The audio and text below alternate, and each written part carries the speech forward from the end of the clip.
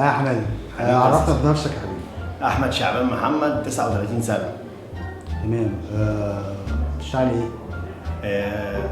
منظم حفلات مساحر. وساحر. يعني انت ليه مخبي الحكايه دي؟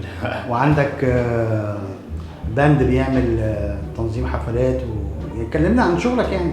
يعني انا بعمل العاب سحريه وخدع بصريه يعني، وعندي مكتب حفلات اطفال اللي هم الاعياد الميلاد، سبوع، حفلات حضانات، مدارس كده.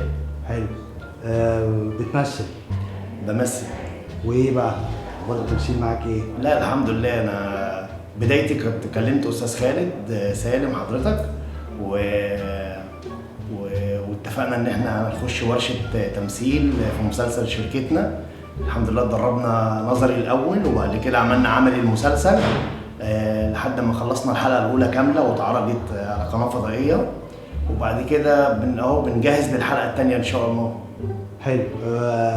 من المواقف الطريفه اللي تعرضت لها في الورشه ايه؟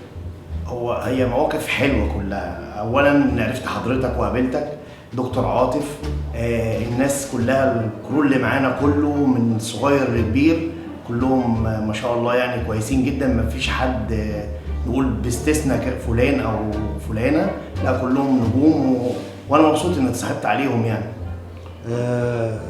الدور اللي في الحلقه الجديده ايه الاخبار بالنسبه لك؟ انا طالع ماسك التسويق في دول الخليج والتسويق هنا.